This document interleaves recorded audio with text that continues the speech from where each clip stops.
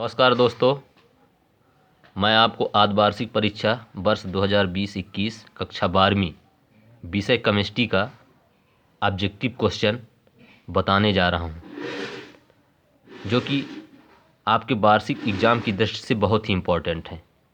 तो आइए देखते हैं। सबसे पहले पहला ऑब्जेक्टिव, कार केंद्रित घनी जालक की समन्वय संख्या क्या होती है? कार केंद्रित घनी जालक की समन्वय संख्या क्या होती है? 8, 12, 6, 14। तो इसमें से हमारा सही आंसर क्या होगा? 6।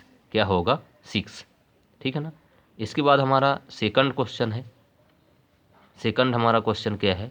SiC किस प्रकार का ठोस है? SiC किस प्रकार का ठोस है? तो SiC आपका सहसंयोजी, किस प्रकार का? सहसंयोजी ठोस है। समचतुष्फलक समिति के लिए त्रिज्या अनुपात की सीमा क्या होती है?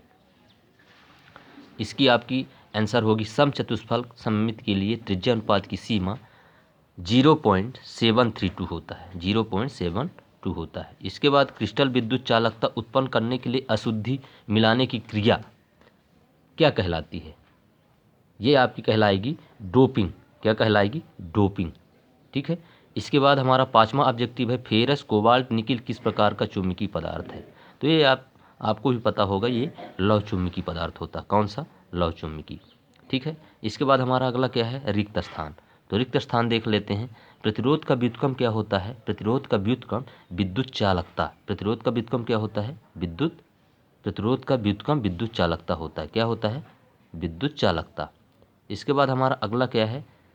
प्राथमिक सेल को पुनः आवेशित नहीं किया जा सकता। जो प्राथमिक सेल होता है, जो आपका सूखी बैटरी होती है, उसे प्राथमिक सेल बोला जाता है।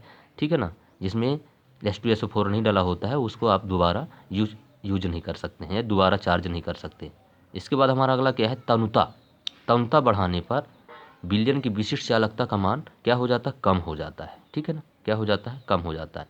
इसके बाद अगला हमारा क्या है? एक फैराडे का मान। एक फैराडे विद्युत का मान कितना होता है? 96,500 कूलाम। ठीक है, 96,500 कूलाम। इसके बाद वह दाब जो विलायक के प्रवाह मात्र रोकता है क्या कहलाता है? परासरण दाब। क्या कहलाता है? परासरण दाब। ठीक है। इसके बाद हमारा अर्धपारगम झिल्ली।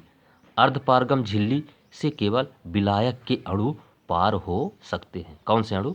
विलायक के अणु। तो ये आपका ऑब्जेक्टिव रिक्त स्थान, ये दो चीज़ हुई। इसके बाद आपको सही जोड़ी बताने जा रहा हूँ। तो सही जोड़ी में आपको देख लेते हैं, आपका कौन सा क्वेश्चन है। सही जोड़ी मिलाकर उत्तर पुस्तिकाओं का आंसर लिखें। ठीक है। तो आप देखते हैं सबसे पहले अणु संख्यता। अणु संख्यता। अणु संख्यता आपका क्या होता है? अणु संख्यता आपका होता है सैद्धांतिक पद। कौन सा होता है? सैद्धांतिक पद। ठीक है। इसके बाद कोटि। कोटि क्या होगा? प्रायोगिक रूप से निर्धारण। कोटि होता है आपका प्रायोगिक रूप से निर्धारण। इसके बाद अर्ध आयुकाल। अर्ध आयुकाल स्थिर, ये आपका होता है प्रथम कोट की अभिक्रिया। प्रथम कोट की अभिक्रिया। इसके बाद एस्टर का जल अपघटन। एस्टर का जल अपघटन क्या होता है? छद्म कोट की अभिक्रिया। छद्म कोट की अभिक्रिया। इसके बाद संकीर्ण ऊर्जा। संकीर्ण ऊर्जा आपका होता है अभिकारक के अणुओं को दी जाने वाली आवश्यक ऊर्जा।